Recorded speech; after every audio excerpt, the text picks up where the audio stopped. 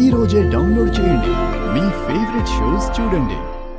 నువ్వెక్కడున్నా క్షేమంగా ఉండాలమ్మా.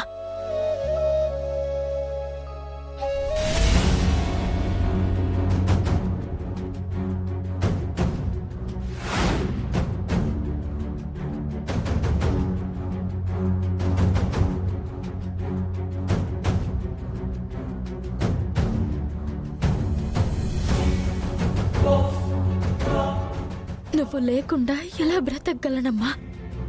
నువ్వు నా ఎదురు పడనంత వరకు నాకు మనశ్శాంతి ఉండదమ్మా.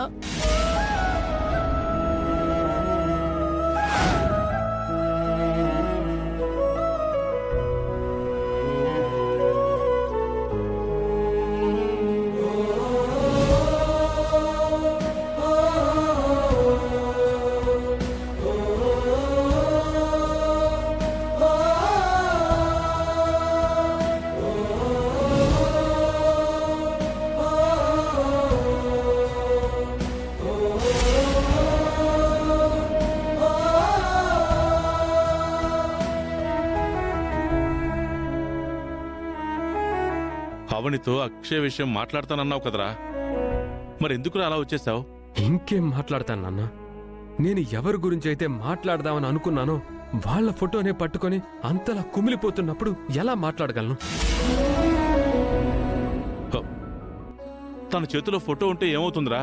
మాట్లాడవచ్చు కదా. చేతిలోని ఫోటోనైతే పక్కన పెట్టించొచ్చు, మనసులో ఉన్న రూపాన్నైతే పక్కన పెట్టించలేం కదా. అది సాధ్యమవుతుందా?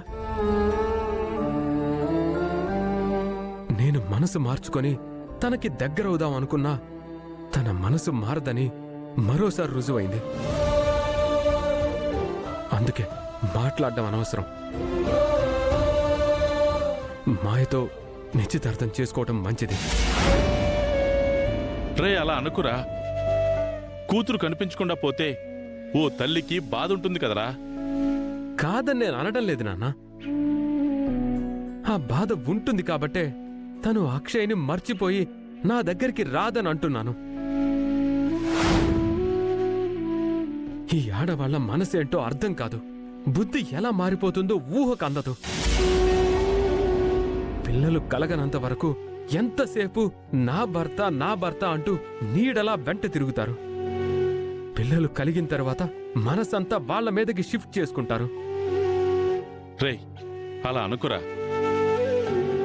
మగాడికి సాధ్యం కానిది ఆడదానికి సాధ్యమయ్యేది ఏంటో చెప్పనా? భర్త, బిడ్డ, అత్త, మామ, కుటుంబ సభ్యులు, కన్నవారు అందరి మీద ఏకకాలంలో ప్రేమను చూపించగల శక్తి ఒక్క ఆడదానికి మాత్రమే ఉంటుందిరా. ఎవరికివ్వాల్సిన ప్రాధాన్యత వారికిస్తుంది. తన ప్రపంచం అత్తారిల్లేరా.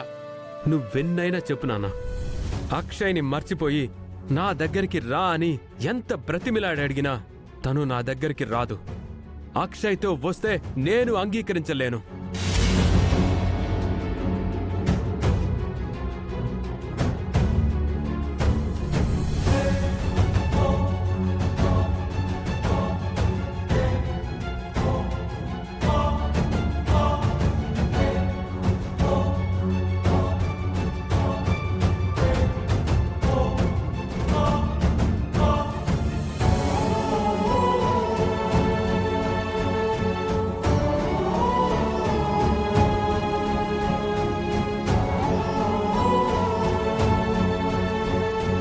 మరి కాసేపట్లో నిశ్చితార్థం.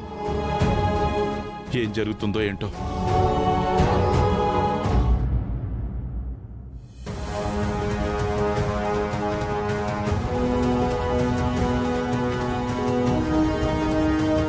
మాయ మన ఇంటికి కోడలు కాబోతుంది. ఎంతో ఆనందంగా ఉంది. నిజంగా ఇటువంటి రోజు వస్తుందని మేము ఎవరు అనుకోలేదు.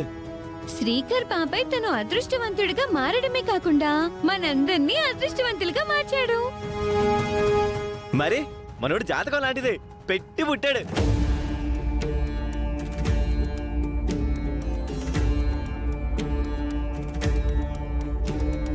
అందరూ ఆనందంగా ఉన్నారు. నువ్వెందుకు దిగులుగా ఉన్నావు శ్రీకర్? ఏం లేదు, నేను నార్మల్గానే ఉన్నాను. లేదు శ్రీకర్, నువ్వు నార్మల్గా లేవు, ఎందుకో దిగులుగా ఉన్నావు. మాయకు భర్తగా మా ఇంటికి అల్లుడిగా మారటానికి మల్టీ మిలియనీర్స్ సంబంధాలు కూడా వచ్చాయి. మాయ నిన్ను ఇష్టపడడం వలన వాటిని పక్కన పెట్టడం జరిగింది. వాళ్ళలో ఎవరితో సంబంధం కలిసినా ఎంతో ఆనందపడిపోయి ఉండేవారు. మీరేం అనుకోవద్దండి, మా వాడికి కొంచెం మొహమాటం ఎక్కువ, అందుకే అలా ఉన్నాడు. నిశ్చితార్థం అయిన వెంటనే ఉల్లాసంగా ఉత్సాహంగా తయారైపోతాడు. మీరేం ఆలోచించకండి. మా ఇంటి పరిస్థితి బాగుండుంటే ఈ ఫంక్షన్ని గ్రాండ్గా చేసుండేవాళ్ళం. అయ్యో, ఆ విషయంలో మీరు అస్సలు బాధపడకండి. నేను మీకు ఇదివరకే చెప్పాను, నేను మీ కోడలు అయిన తర్వాత మీకు మంచి ఇల్లు, తిరగడానికి కార్లు, శ్రీకర్ అకౌంట్లో డబ్బులు అన్నీ ఉంటాయి.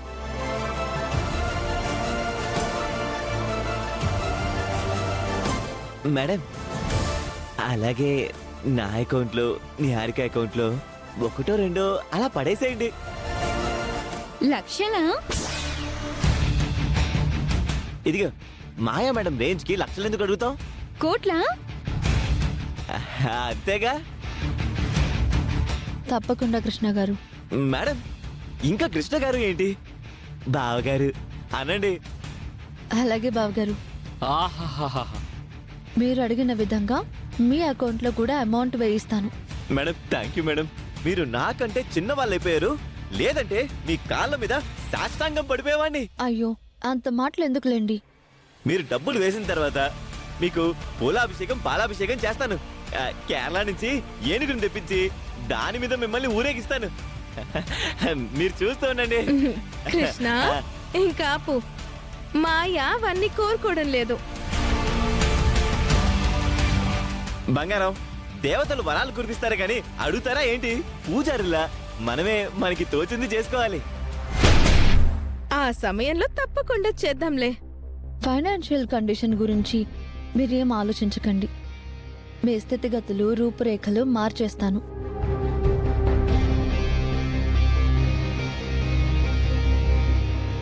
అవునండి, మాయ ఈ విషయం గురించి మాతో ఎప్పుడో చెప్పింది, అందుకు మేము అడ్డు కూడా చెప్పలేదు. ఒక్కగానొక్క కూతురు, తను ఏం చెప్తే మాకదే వేదం. అయినా మేం సంపాదించింది ఇంకెవరి కోసం? కూతురు అల్లుడి కోసమే కదా.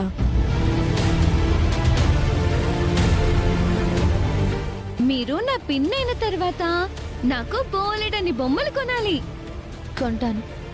వీడియో గేమ్లు కొనాలి, కొంటాను. ఓ లిస్ట్ రాసుకుంటాను, అవన్నీ కొనాలి. అన్నీ కొంటాను తల్లి. Thank you so much.